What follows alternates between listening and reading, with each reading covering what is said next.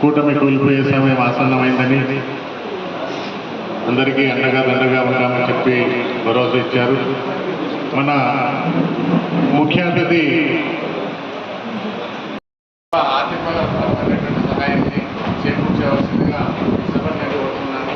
అంతేకాకుండా ఏదో ఇక్కడ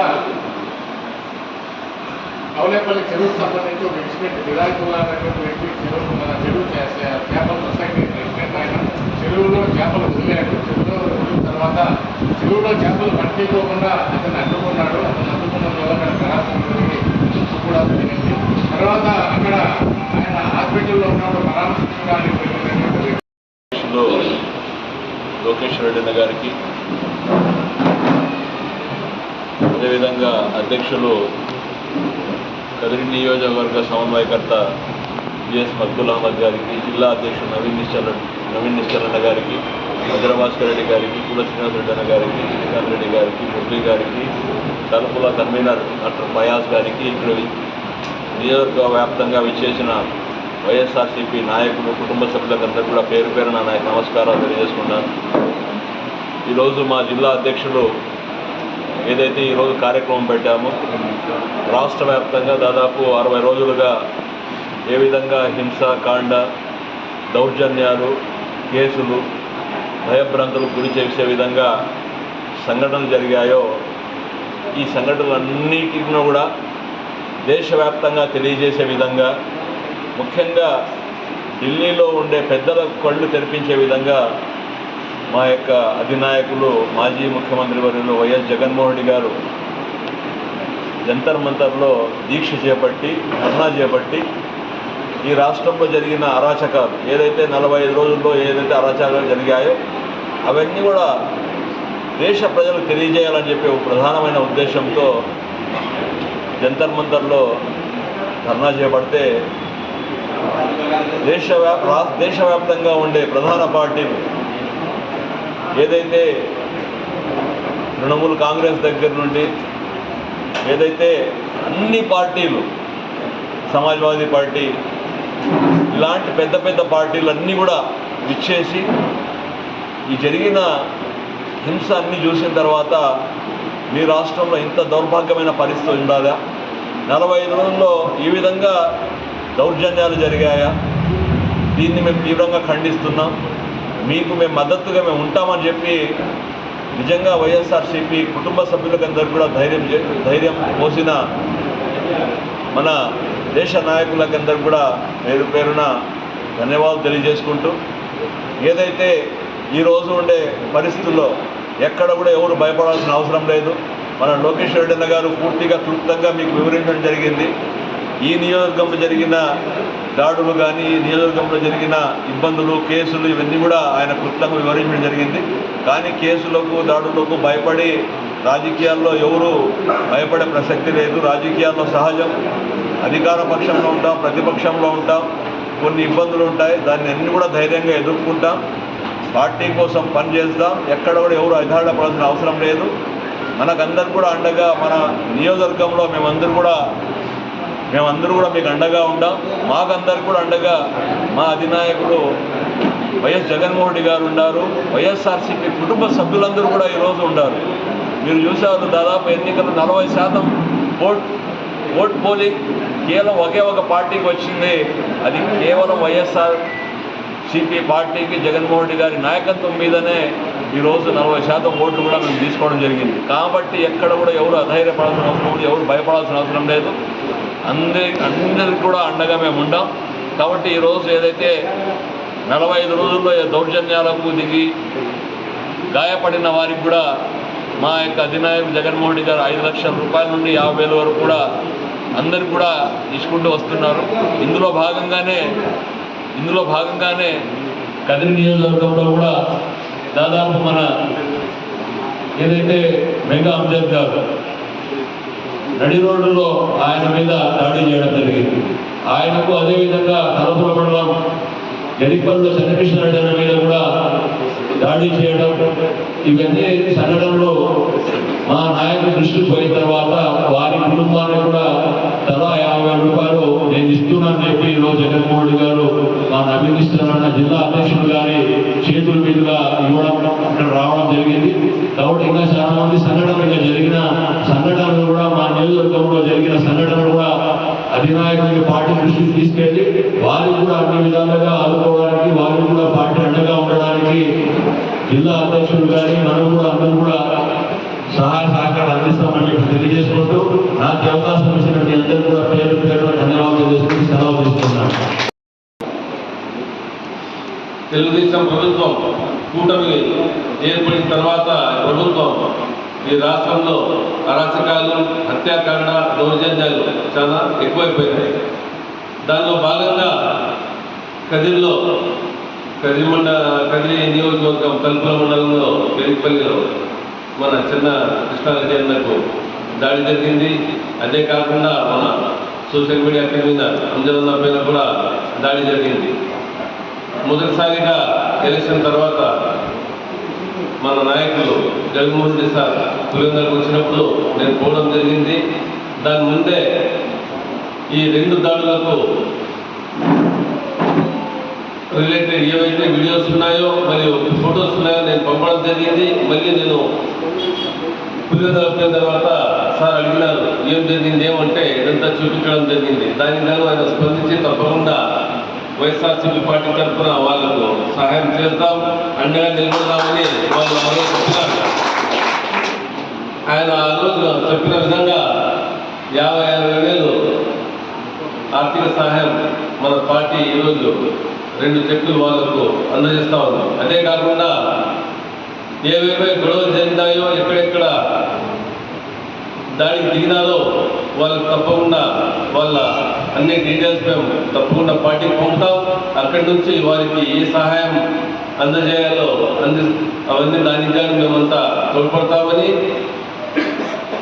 అదే కాకుండా పార్టీ కార్యకర్తలకు మరియు వైఎస్ఆర్సీపీ కుటుంబ సభ్యులకు మేమంతా అండగా ఉంటామని మేము జగన్మోహన్ రెడ్డి సార్ కూడా వివరిస్తాం. అదే కాకుండా మేమంతా తప్పకుండా అండగా ఉంటాం. మీకు ఆపద వచ్చినా, ఏ కష్టం వచ్చినా మాలో మీరు ఫోన్ చేయండి. మీ దగ్గర మా అందరి నంబర్లు ఉన్నాయి. మేమందరూ తప్పకుండా మీకు అండగా నిలబడతాం. అది ఆర్థికంగా కానీ మీకు వేరే విధంగా కానీ మేము ఎల్లప్పుడూ మీకు అండగా ఉంటామని మేము ప్రోత్సహిస్తున్నాం. మీకందరికీ తెలుసు, ఈ నెల 24వ తేదీ ఢిల్లీలో ధర్నా జరిగింది. దానికి గాను నేను, విజయభాస్కర్ రెడ్డి అన్న, పూల శ్రీనివాస రెడ్డి అన్న, చంద్రబాష అందరూ మేము ఆ ధర్నాకు మేము పోయినాం. అక్కడ పోయిన తర్వాత ఇక్కడ ఈ రాష్ట్రంలో జరుగుతున్న అరాచకాల గురించి ఓ టీవీ పైన డిస్ప్లే చేసి ఈ దేశంలో ఉన్న ప్రధాన పార్టీలన్నీ వాళ్ళు వచ్చినారు, నాయకులు వచ్చి చూసి వాళ్ళంతా ఒపీనియన్ వచ్చినారు. ఏమంటే ఆంధ్ర రాష్ట్రం బీహార్ కన్నా చాలా అధ్వానంగా తయారైంది, కాబట్టి త్వరలోనే రాష్ట్రపతి పాలన విధించాలని వాళ్ళందరూ వాదన చేసినారు. మా జగన్మోహన్ రెడ్డి సార్ కూడా ప్రతి ఒక్కరికి వివరించి చెప్పినారు ఆంధ్రప్రదేశ్లో. ఎందుకంటే 2014 నుంచి 19 వరకు తెలుగుదేశం ప్రభుత్వం ఉంది. దాని తర్వాత 2019లో వైఎస్ఆర్సీపీ పార్టీ ప్రభుత్వం ఏర్పడిన తర్వాత ఇలాంటి వాతావరణం ఎక్కడా లేదు. 5 సంవత్సరాలు చాలా పీస్ఫుల్గా, ఎందుకంటే ఎలక్షన్ టైంలోనే దాని తర్వాత ప్రజలందరూ మనోళ్ళే, మన రాష్ట్ర ప్రజలు అందరూ బాగుండాలనే ఉద్దేశంతో ఏ రోజు ఎక్కడ ఈ గలట జరగలేదు. కానీ అదే 2024 వచ్చిన తర్వాత లేనిపోని అరాచకాలు, దౌర్జన్యాలు, హత్యాకాండాలు, ఫోన్లు చేసి భయపట్టించాము, ఏమేమో జరుగుతున్నాయి. ఇలాంటి వాతావరణం మేము 5 సంవత్సరాలు మా ప్రభుత్వంలో ఎప్పుడూ జరగలేదు. అది మేము ప్రధాన పార్టీల నాయకులకు ప్రతి ఒక్కరికి వివరించినాం. వాళ్ళకు కూడా తెలుసు జగన్మోహన్ రెడ్డి సార్ ఎంత డీసెంట్గా 5 సంవత్సరాలు పరిపాలించినారు. అందువల్లనే 40% ఓట్ షేర్ అనేది వచ్చింది. మేమంతా ఓడిపోయింది దాదాపు 32 కాన్స్టిట్యున్సీలో 3,400తో ఓడిపోయినాం. మిగతావన్నీ 5,000 నుంచి 10,000 వరకు అవి, అంటే మేము దాదాపు 10,000 లోపల 70 సీట్లు మేము వచ్చి ఓడిపోయినాం. మేము 80 సీట్లు 90 సీట్లు వచ్చినా కానీ 90 సీట్లు ప్రభుత్వం అది ఏర్పడేదే. కాబట్టి మా వైఎస్ఆర్సీపీ పార్టీ చాలా పటిష్టంగా ఉంది. రాబో రోజుల్లో అప్పుడే తెలిసిపోయింది కూటమి ప్రభుత్వం ఎలా రూలింగ్ చేస్తూ ఉంది. మేము అమ్మఒడి ఇస్తామంటే తల్లికి వందనం అని చెప్పినారు. ఇప్పుడు తల్లికి వందనం పోయి వేరేది పంగనామాలు పెడుతున్నారు. ప్రతి ఒక్కరూ గమనిస్తున్నారు. ఈ రాష్ట్ర ప్రజలు ఏమేమి జరుగుతూ ఉందో ప్రతి ఒక్కటి గమనిస్తున్నారు. వాళ్ళు ఏదో అత్యాశతో ఓటు వేసినారు. మనకు తల్లికి వందనం వస్తుంది, 1500 ఇంట్లో ఎంతమంది వస్తే 1500 చెప్పులు వస్తుంది, అది ఇదని. కానీ ఏ ఒకటి రాలేదు. అప్పుడే 1 నెలలోనే ఈ ప్రభుత్వం ఫెయిల్యూర్ అయిపోయింది. కాబట్టి మేమంతా కలిసికట్టుగా ఉండి రాబో రోజుల్లో పార్టీని పటిష్టపరిచి మళ్ళీ 5 సంవత్సరాల తర్వాత తప్పకుండా మన ప్రభుత్వం ఏర్పడుతుంది. జగన్మోహన్ రెడ్డి గారు నియమిస్తారు. దాని తర్వాత మేము ఇంత పీస్ఫుల్గా 5 సంవత్సరాలు ప్రభుత్వం నడుపుతామనేది ముందు ప్రతి ఒక్కరు చూస్తారు. కాబట్టి మీరు ఏమీ భయపడే అవసరం లేదు. మీరంతా చాలా అధైర్యంగా ఉండండి. మేమంతా మీకు అండగా ఉంటాం. అదే కాకుండా రాబో రోజుల్లో కలిసికట్టుగా మేము పార్టీని ముందర నడిపిద్దాం. మేము కూడా ఫోన్లు చేసి తప్పకుండా ప్రతి ఒక్కరికి ఇన్ఫర్మేషన్ ఇస్తామని సభాముఖంగా చెప్పుకుంటూ ఈ అవకాశం ఇచ్చిన కదిరి నియోజకవర్గ ప్రజలకి ప్రతి ఒక్కరికి పేరు ధన్యవాదాలు తెలియజేస్తున్నాను. మిత్రుడు మక్బూల్ భాయ్ గారికి, మాజీ శాసనసభ్యులు అత్తర్ చాంబాష గారికి, శ్రీనివాస్ రెడ్డి గారికి, నా సోదరుడు శ్రీనివాస్ రెడ్డి గారికి, మరో సోదరుడు వజన భాస్కర్ రెడ్డి గారికి, బాబ్జాన్ గారికి, ఫయాజ్ అహ్మద్ గారికి, మురళీ కౌన్సిలర్ గారికి,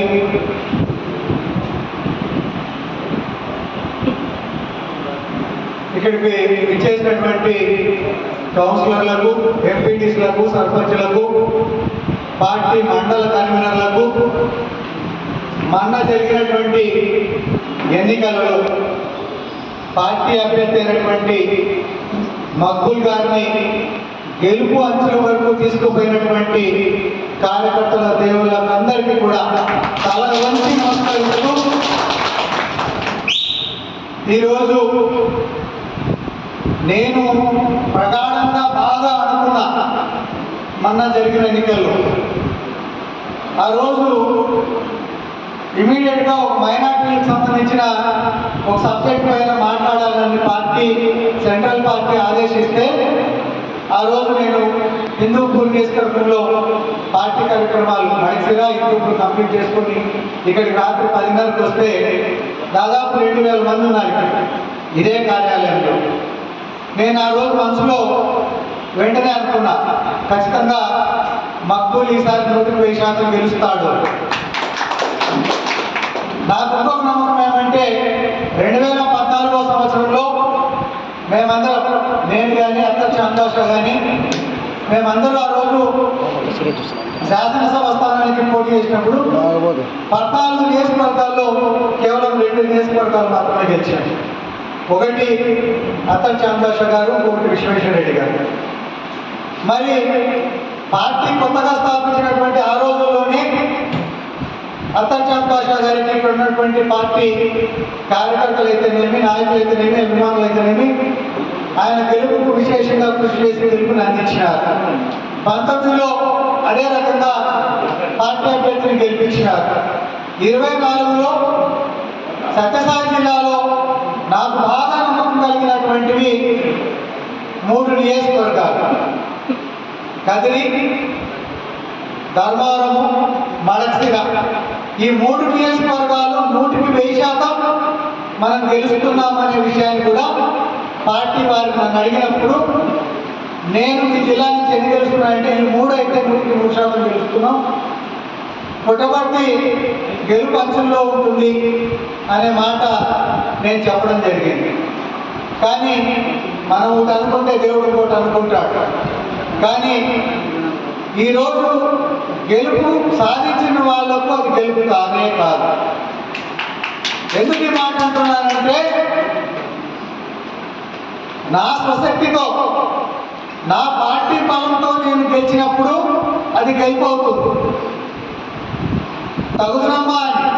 తగుదనమ్మా అని 5 సంవత్సరాలు మన పార్టీ ద్వారా పదవి అనుభవించి, నాకు కూడా జగన్మోహన్ రెడ్డి గారు 2 సార్లు నాకు టికెట్ ఇవ్వాల, 19లో కానీ 24లో కానీ. నేనేమి పార్టీకి మోసం చేయాల. 19లో ఆ రోజు ఎవరైతే పార్టీ అభ్యర్థిగా నిలబెట్టారో ఎక్బాల్ గారిని నేను నా ఇంట్లో కూర్చొని తప్ప నేను ఆ భగవంతుని పైన ఒట్టేసి చెప్తాను. నేను ఆయనకు వ్యతిరేకంగా నేను పనిచేయాలి. నేను నిజంగా ఆయన వ్యతిరేకంగా పనిచేసింటే ఆయనకు 72,000 ఓట్లు వచ్చినాయి. 30,000 ఓట్లు కూడా ఆయన తెచ్చుకునేవాడు కాదు. ఇది వాస్తవమైన మాట నేను చెప్తాను. ఎందుకు ఈ మాట ఈ సందర్భంగా చెప్తాను అంటే ఒక్కొక్కసారికి ఒక్కొక్కరికి అధికారం రావాలి, అది మంచి పద్ధతి కూడా. ఈరోజు మన మక్బుల్ గారికి పార్టీ అధిష్టానం నిర్ణయం తీసుకుంది. గతంలో శాసనసభ్యుడిగా ఉన్న వారికి కూడా అవకాశం ఉండాలి, ఏదో రూపంలో జగన్మోహన్ రెడ్డి గారు అందిస్తారని నేను బాగా నమ్మినోడి. కాబట్టి ఆయన ఆవేశంలో తప్పులు చేయడం వల్ల ఈరోజు ఇంకొకరికి మనం అవకాశం ఇవ్వడం జరిగింది. మనం ఏదైనా భేదాభిప్రాయాలు ఉంటే మనం కొట్లాడుకోవచ్చు, తన్నుకోవచ్చు, చంపుకోవచ్చు, ఇబ్బంది అలా, అది మొగోని పని. ఇప్పుడు జరిగింది అయితే నాకు నిజంగా బాధ కలిగించే అంశం అని తెలియజేస్తూ, ఇక్కడ ఉన్నటువంటి శ్రీనివాస్ రెడ్డి గారు ఒక మాట అన్నారు, నా మనసులో మాట అది. నాకు సంబంధించిన సత్యసాయి జిల్లాకు సంబంధించిన 7 నియోజకవర్గాల్లో నేను గతంలో 3 సార్లు శాసనసభ స్థానానికి పోటీ చేసినప్పుడు 3 సార్లు ఓడిపోయిన వారం లోపలే దాదాపు 5,000 నుంచి 6,000 మందికి తక్కువగా ఉన్న కార్యకర్తల సమావేశం ఏర్పాటు చేసి వాళ్ళకందరికీ కూడా మామూలు భోజనాలు కూడా పెట్టారు, నాన్ వెజిటేరియన్లో పెట్టి వాళ్ళని మళ్ళా యుద్ధానికి తయారు చేస్తూ 2 విషయాలు నేను అనుకున్నా ఆ రోజు 3 ఎలక్షన్లలో కూడా. ఒకటి, కష్టపడిన దానికి నేను వాళ్ళకు ధన్యవాదాలు చెప్పే కార్యక్రమం. రాబోయే 5 సంవత్సరాలు ఆ కష్టాన్ని ఎదుర్కొనే దానికి మనమందరూ కలిసి ఈ రకంగా ప్రణాళిక వేసుకొని ముందుకు వెళ్లాల్సిన బాధ్యత ఉంది. కాబట్టి అవన్నీ చర్చించుకోవాలనే ఉద్దేశంతో ఆ 3 ఎలక్షన్లో కూడా నేను అదే రకంగా చేశాను. నేను ఇంతకుముందు కారులో వచ్చేటప్పుడు కూడా ఇక్కడ మక్బుల్ గారికి కూడా ఆ మాట చెప్దామనుకుంటున్నా. అందులో ఒక శ్రీనివాస్ రెడ్డి గారు మంచి సలహా ఇచ్చినారు. భవిష్యత్తులో 7 నియోజకవర్గాల్లో కార్యకర్తల సమావేశం అట్లా ఇట్లా కాదు, మనకు వచ్చే ఆ మీటింగ్ వల్లనే ఈరోజు పాలకపక్షం మన జోలికి రావాలన్నా, మనకు ఇబ్బంది పెట్టాలన్నా మొదటికి 10 సార్లు ఆలోచన చేయాలి. మనం ఇట్లా ఉంటే భయపడతారు, ఇట్లా ఉంటే ఎవరు కూడా భయపడరు. మనకు ఎవరైనా ఎక్కడైనా భేదాభిప్రాయాలు ఉంటే అభ్యర్థి మమ్మల్ని పట్టించుకోలేదనో, మాతో మాట్లాడలేదనో, మాకు థ్యాంక్స్ చెప్పలేదనో అనుకోకండి. ఎందుకంటే అభ్యర్థి పైన చాలా ఒత్తిళ్ళు ఉంటాయి. ఎందుకంటే అవన్నీ కూడా గతంలో నేను అనుభవించినాను కాబట్టి చెప్తా ఉన్నా. ఎక్కడెక్కడ అప్పులు తెచ్చింటాం, ఆ అప్పులతో సాగు ఉంటుంది. వాళ్ళకు సరైన సమయంలో డబ్బులు కడతామని చెప్పింటాం, డబ్బులు సర్దుబాట్లు కావు, ఆస్తులు అమ్ముడు పోవు, ఎన్నో సమస్యలు ఉంటాయి. కాబట్టి గూనానికి మాత్రమే తెలుస్తుంది ఆ గూని బాధ. కాబట్టి ఆ నిలబడినోడికి మీరు అనుకుంటారు నిలబడినాడు ఇంకేముంది పార్టీ ఇచ్చింటుందని. పార్టీ ఎంతో సాయం చేసి ఉంటుంది కానీ అంతా సాయం చేయదు. కాబట్టి ఈ వాస్తవమైనటువంటి పరిస్థితిని అర్థం చేసుకొని రాబోయే కాలంలో మీరందరూ కూడా మక్బుల్ గారిని మీ సహాయ సహకారాలు అందించాలని, ఇప్పుడు ఉడతాభక్తిగా జగన్మోహన్ రెడ్డి గారు మన జరిగినటువంటి గొడవల్లో ఉడతాభక్తిగా పార్టీ వాళ్ళకు అందుబాటులో ఉంది, అండదండలు అందిస్తూ ఉందని వాళ్ళకు తెలియాలనే ఉద్దేశంతో ఈరోజు పార్టీ ఒక్కొక్క ఎవరైతే దెబ్బతిన్నారో వాళ్ళకు చాలా సంఘటనలు జరిగినాయనేసి పెద్దలు ఇంతకుముందు మాట్లాడుతూ చెప్పినారు. అవన్నీ సంఘటనలు కూడా పార్టీ దృష్టిలోకి రాలేదని నేను భావిస్తా ఉన్నా. మక్బుల్ గారిని నేను ఇంతకుముందు మాట్లాడుకుంటున్నాం. మిగతా విషయాలు కూడా ఎవరైతే ఎన్నికల తర్వాత ఎవరైతే బాధితులు ఉన్నారో వాళ్ళందరికీ కూడా పార్టీ నుంచి ఆర్థిక సాయం అందేటట్టు చూస్తామని మాట ఇస్తూ, భవిష్యత్తులో 100% నేను అబద్ధాలు చెప్పడానికి, మీకు మోసం చేయడానికి ఇక్కడికి రాలే. నేను మీకు ఉన్నట్టు మాట్లాడే వ్యక్తిని. నేను మీకు ఏ చిన్న సమస్య వచ్చినా మేమంతా కూడా మీ ఇంటి దగ్గరికి వస్తాం, మీకు కాపలాగా మేము ఉంటాం అనేసి మీకు అందరికీ గట్టిగా చెప్తూ, మీకు ఉన్నటువంటి వాళ్ళందరూ కూడా ఎవరైతే ఈ కార్యక్రమానికి రాలేకపోయినారో వాళ్ళందరికీ కూడా ఒకటే ఒకటి మీరందరూ చెప్పండి. రాబోయే కాలంలో కార్యకర్తల సమావేశం పెట్టుకుందాం. ఇప్పుడు సమాజం అయిన తర్వాత అమావాస్య పుణ్యం అనేది సర్వసాధారణంగా జరుగుతుంది. ఇప్పుడు అమావాస్యలో మనం ఉన్నాం. ఈ అమావాస్య 4 సంవత్సరాలు ఉంటుంది. 29లో కాదు ఎలక్షన్స్, 28లో ఉంటాయి. 1 నేషన్ 1 కంట్రీ. కాబట్టి ఒకే దేశం ఒకే ఎన్నిక, అది 28లోనే ఎన్నికలు ఉంటాయి. కాబట్టి 4 సంవత్సరాలు, 2 నెలలు అప్పుడే అయిపోయింది. ఈ 4 సంవత్సరాలు అంటే 46 నెలలు మీరు ఈ అమావాస్యలో ఉండాలి, ఉంటారు. ఆ అమావాస్య చేసేసి భయపడద్దండి. పౌర్ణమి గొప్ప వెలుగుని తీసుకుని వస్తుంది.